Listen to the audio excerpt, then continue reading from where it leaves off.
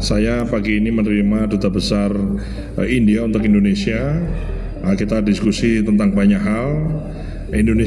India adalah negara yang penting bagi Indonesia.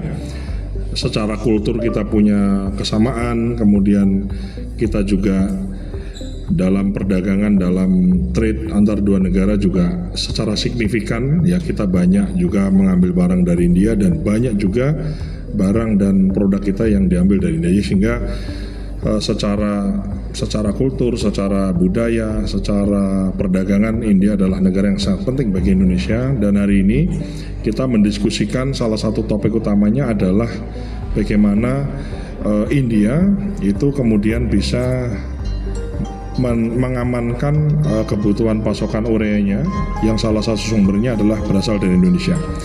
Dan memang sebagaimana sudah saya sampaikan juga di media dan beberapa hari yang lalu, bahwa memang kita Indonesia akan mengutamakan kepentingan atau kebutuhan pupuk kita untuk dalam negeri. Dan setelah kita hitung semua, itu ada ekses atau ada kelebihan yang bisa kita ekspor ke luar negeri sekitar 1,5 juta ton. Dan salah satu yang kemudian dari 1,5 juta ini tentu akan kita hitung dulu, ya.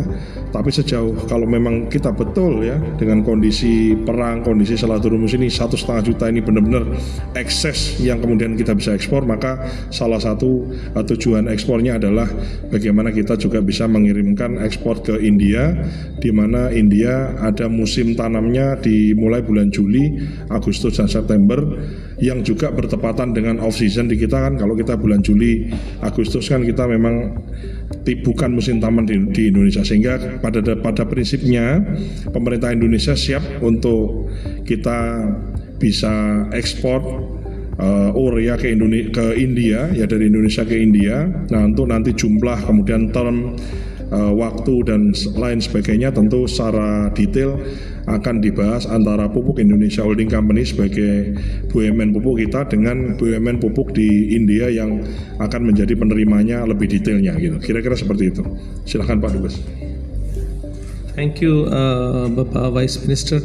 I was very happy to have discussions with him and his team on wide range of issues regarding cooperation in the agriculture sector in Indonesia and also bilateral cooperation with India. As you know, India has been a long-standing partner of Indonesia, and we have been supporting the agriculture sector of Indonesia. There is also very healthy trade in agriculture products between India and Indonesia. So we discussed those issues also, and we have seen how agriculture productivity and production in Indonesia has increased, and we spoke about how we can support that. There is also a request from India to import fertilizers from Indonesia.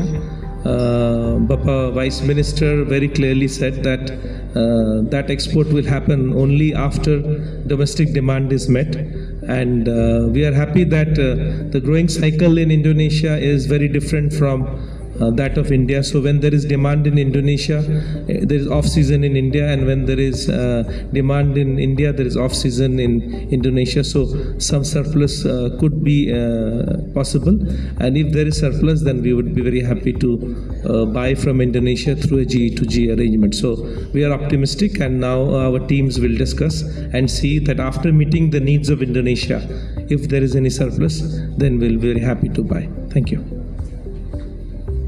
Baik, saya kira mungkin tanya jawabnya kan kemarin sudah, ya kan. Saya nambahkan sedikit, ini kan membuktikan bahwa kita punya ketahanan pupuk di tengah situasi krisis perang ini. Ketahanan pupuk kita kuat Indonesia.